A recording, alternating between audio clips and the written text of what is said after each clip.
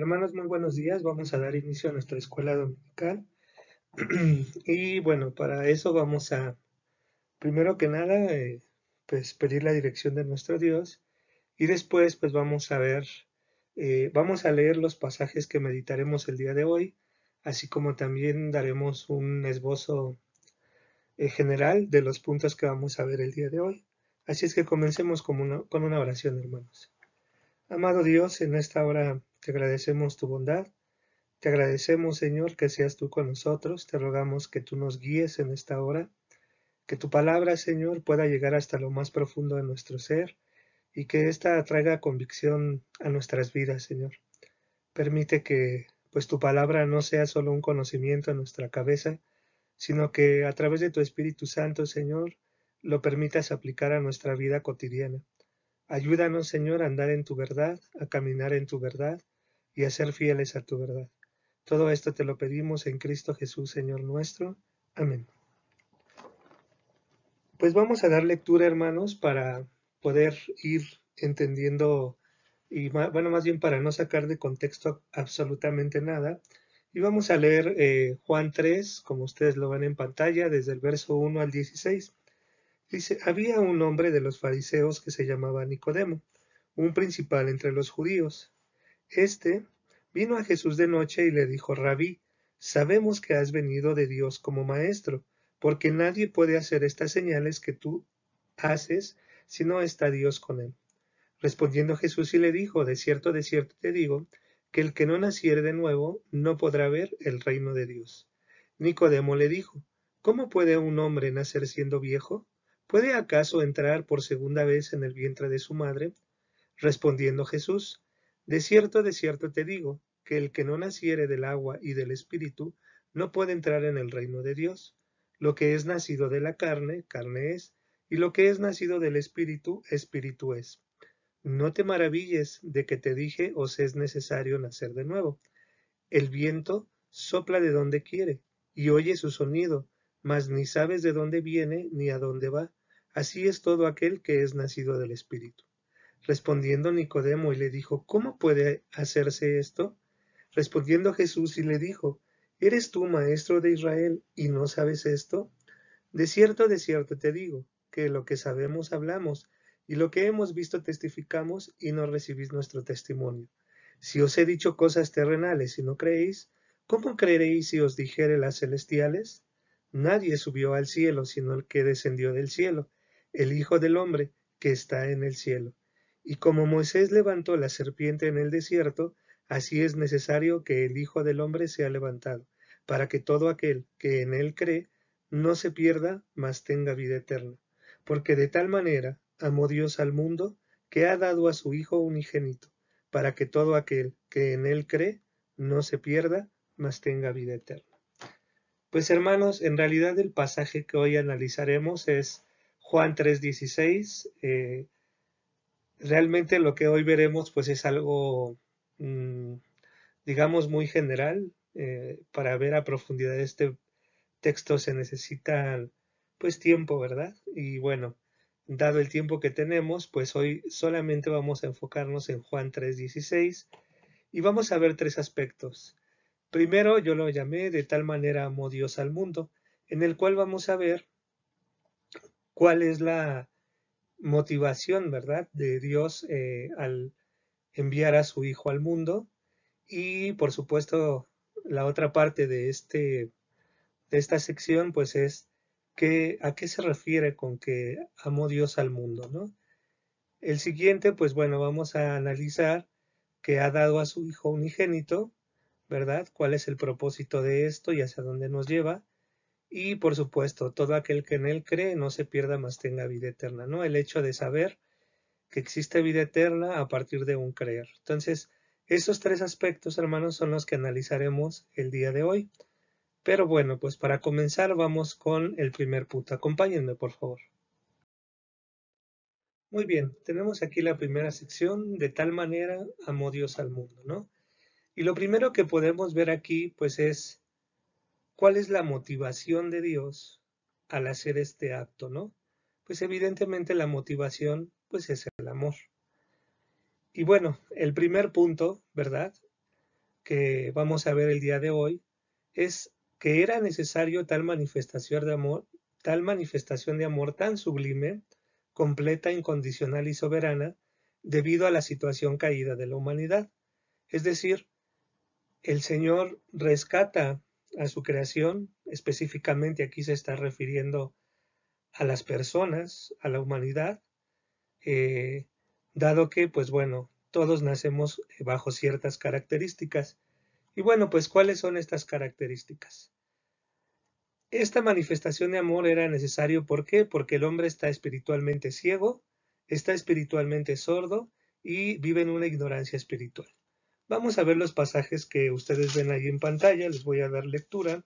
Juan 9 del 39 al 41. Y vean estas tres características del ser humano o de las personas sin Cristo, pues es específicamente esta, ¿no? Dice la palabra del Señor. Dijo Jesús, para juicio he venido yo a este mundo, para que los que no ven, vean, y los que ven sean cegados. Entonces algunos de los fariseos que estaban con él al oír esto le dijeron, ¿acaso nosotros somos también ciegos? Jesús les respondió, si fuerais ciegos, no tendríais pecado, mas ahora porque decís vemos, vuestro pecado permanece, ¿no? Entonces aquí el Señor Jesús está diciendo con claridad, dice, para juicio he venido a este mundo. Y chequen que aquí habla acerca de la palabra mundo. Ahorita en la siguiente diapositiva vamos a ver a qué se refiere con esto de mundo. Dice, para que los que no ven, vean. Es decir, aquellos que están cegados espiritualmente, aquellos que no pueden ver a Jesucristo como su único y suficiente Salvador. Y precisamente el Señor Jesús le dijo, sí, ustedes, aunque son judíos, están ciegos. ¿Por qué? Porque a pesar de que me ven a mí, que soy la manifestación de Dios, pues no quieren creer a mí, ¿no? Recordemos que Nicodemo, cuando se acercó a nuestro Señor Jesús, le dijo, sabemos que vienes de Dios porque nadie puede venir de Dios si Dios no está con él para hacer este tipo de obras, ¿no? Ellos estaban sorprendidos por toda la enseñanza y todos los milagros que nuestro Señor Jesús estaba haciendo. Y los fariseos entendían que pues obviamente esto no podía ser o no podía venir de un hombre, ¿no? Sino que ahí tendría que estar el poder de Dios. Entonces, ¿cuál es la condición del hombre? Y es el motivo por el cual nuestro Señor Jesucristo viene o nuestro Dios envía a su Hijo, pues es porque el hombre está espiritualmente ciego. También está sordo, si nosotros leemos, bueno, inclusive, eh, bueno, vamos a leer Juan 8:43, dice, ¿por qué no entendéis mi lenguaje?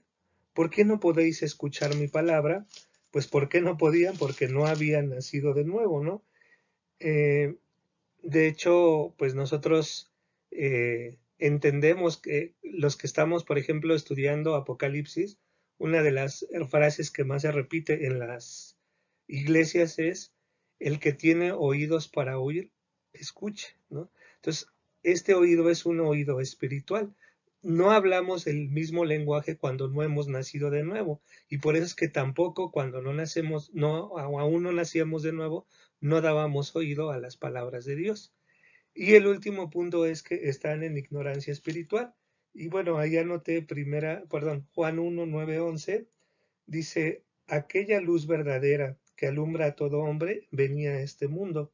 En el mundo estaba y el mundo por él fue hecho, pero el mundo no le conoció. A los suyos vino y los suyos no le recibieron.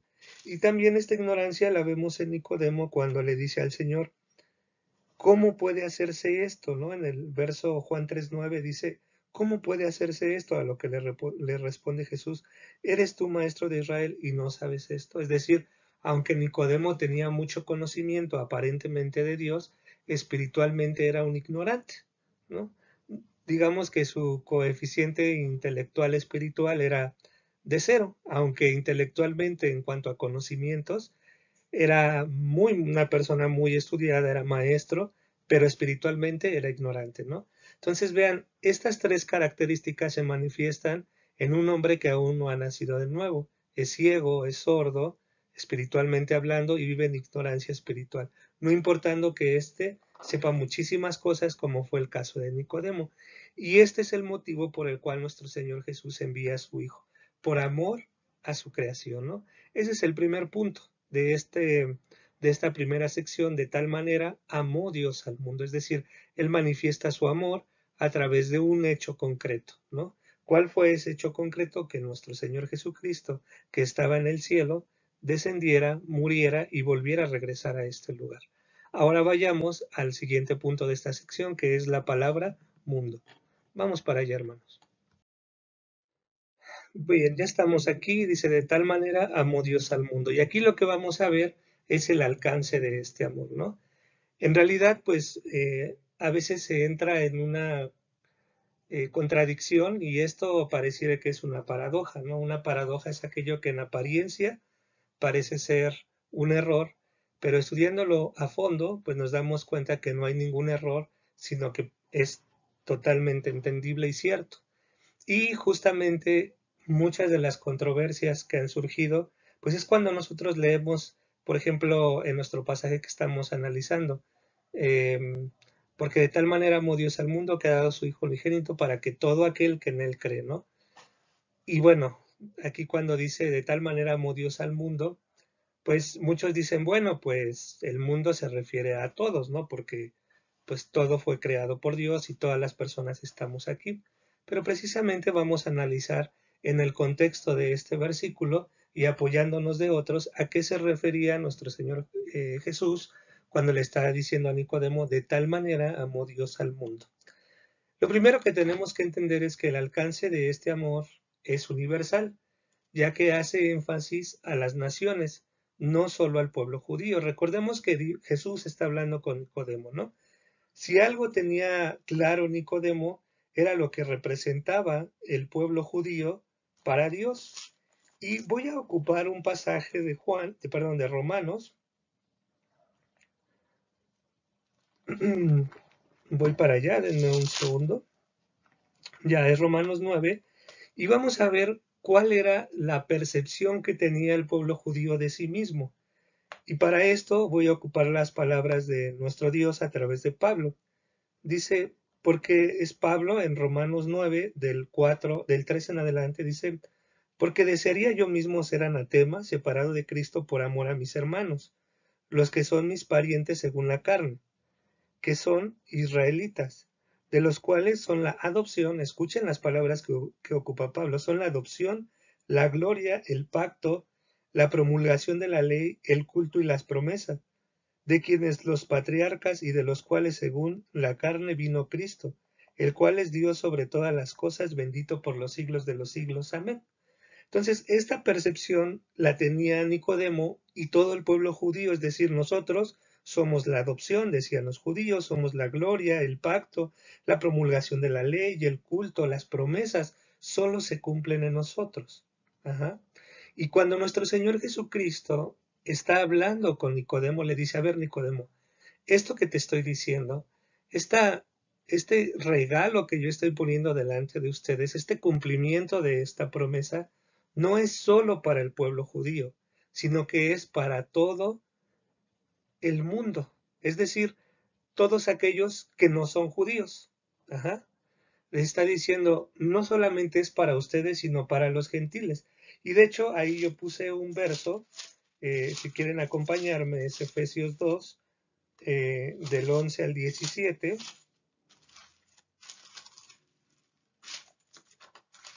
Voy para allá.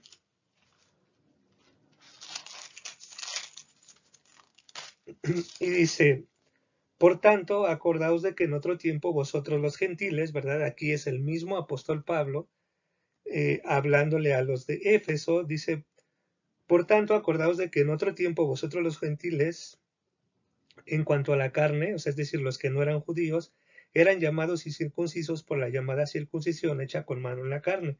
En aquel tiempo estabais sin Cristo, alejados de la ciudadanía de Israel y ajenos a los pactos de la promesa, sin esperanza y sin Dios en el mundo. Pero ahora en Cristo Jesús, vosotros que en otro tiempo estabais lejos, habéis sido hechos cercanos por la sangre de Cristo, porque Él es nuestra paz, que de ambos pueblos hizo uno, derribando la pared intermedia de separación, aboliendo en su carne las enemistades, la ley de los mandamientos expresos en ordenanzas, para crear en sí mismo de los dos uno solo, y nuevo hombre haciendo la paz, y mediante la cruz reconciliar con Dios a ambos en un solo cuerpo, matando en ello las enemistades. Y vino y anunció las buenas nuevas de paz a vosotros que estabais lejos, y a los que estaban cerca, es decir, a judíos y a gentiles. Entonces, cuando le dice de tal manera amó Dios al mundo, le está diciendo, Dios no solo amó al pueblo judío, sino también a todos los gentiles. Por eso es que decimos que el alcance del amor de Dios es universal. Ajá, ok. Pero también entendemos que el alcance del amor de Dios es particular, porque dice, de tal manera amó Dios al mundo que ha dado su Hijo unigénito, para que todo aquel que en él cree. Y este es el punto donde nos lleva al hecho de que el alcance del amor de Dios es particular. ¿En qué sentido? Es universal porque Él va a llamar a los escogidos de todas las naciones. Y es particular porque solo Él llama a quien Él quiere. No es algo de que uno desee. Fíjense, vamos a Juan 6:44 y chequen las palabras o escuchen las palabras que voy a leer. Dice, ninguno puede venir a mí, está hablando el Señor Jesucristo, dice, ninguno puede venir a mí si el Padre que me envió no le trajere, y yo le resucitaré en el día postrero. Es decir, aquel que se acerca a Jesús es porque Dios le está llamando. Entonces aquí es donde vemos que Dios le está diciendo a Nicodemo, el alcance del amor de Dios es para todas las naciones, no solo es para el pueblo judío, y es para aquellos quien Dios llama. Y aquí vemos que no existe ninguna paradoja o ningún error en el hecho de usar la palabra mundo y tampoco decir que la salvación es para todo aquel. Dice, ninguno puede venir a mí, dice Jesús, si el Padre que me envió no le trajere. Es decir, si el Padre no le llama, no puede venir a mí. Entonces, entendemos que la salvación es un acto total de Dios. El hombre no tiene nada que ver aquí porque lo vimos en la lámina anterior. Está ciego, está sordo y es ignorante espiritualmente hablando. Es decir, espiritualmente está muerto y no puede hacer nada por sí mismo. ¿Por qué? Porque su condición es la de un pecador que no tiene nada que ver con Dios. Entonces, tiene que entrar nuestro Dios, revelarnos a su Hijo y entonces sí reconocemos que su Hijo es el que vino a salvarnos, ¿no? Pero vean cómo no existe ninguna confusión. Dice la palabra mundo y no es el único punto donde lo ocupa. También cuando habla con los samaritanos les dice que Él es la salvación del mundo, es decir, no nada más va a llamar a los judíos, sino también los samaritanos tenían parte de esta salvación, ¿no? Y eso es a lo que se refiere cuando dice de tal manera amó Dios al mundo. Tiene un alcance universal, es decir, para todas las naciones y en todo tiempo, y también es particular porque solo es a aquellos a los que Él decide llamar. Ok, ahora vayamos a la siguiente sección. Ok, hermanos, bueno, continuando con nuestra enseñanza, ahora vamos a la segunda parte.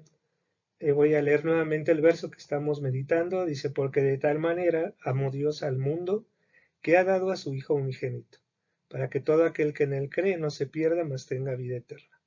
Y ahora vamos a ver esta parte, esta segunda parte, después de la coma, que dice que ha dado a su Hijo unigénito, ¿no? Y esta, como podemos ver ahí en el título de esta diapositiva, dice, ha dado a su Hijo unigénito, y esta es la acción que Dios lleva a cabo para poder manifestar el amor hacia las personas que Él ha decidido llamar. Y bueno, pues bueno, en Juan 3:13, el mismo Jesús le dice a Nicodemo, nadie subió al cielo, sino el que descendió del cielo, el Hijo del Hombre que está en el cielo. Y bueno, aquí nos da a entender que este Hijo, ¿verdad? Unigénito, este Hijo único, pues es precisamente Jesucristo y es el que viene del cielo, ¿no? Y bueno, pues en Juan 10 del 17 al 18 también nos dice, el Señor Jesús está hablando, dice, por eso me ama el Padre, porque yo pongo mi vida para volverla a tomar. Nadie me la quita, sino que yo de mí mismo la pongo. Tengo poder para ponerla y tengo poder para volverla a tomar. Este mandamiento recibí de mi Padre, ¿no? Entonces vemos que el hecho de que Dios haya enviado a su Hijo no fue una decisión autoritaria, sino que este mandamiento le dio a nuestro Señor Jesús, y nuestro Señor Jesús decide eh, poner su vida por causa nuestra, es decir, es nuestro sustituto para que Él sea el que reciba la ira de Dios y pues bueno, Él pueda ser nuestro sustituto y pagar por el pecado de cada uno de nosotros, ¿no? También vemos que esta muerte fue necesaria. En Juan 3:14 leemos, y como Moisés levantó la serpiente en el desierto, así es necesario que el Hijo del Hombre sea levantado. ¿Por qué? Porque Él había descendido para buscar y salvar a aquellos que estaban precisamente en una condición caída de pecado, ¿no?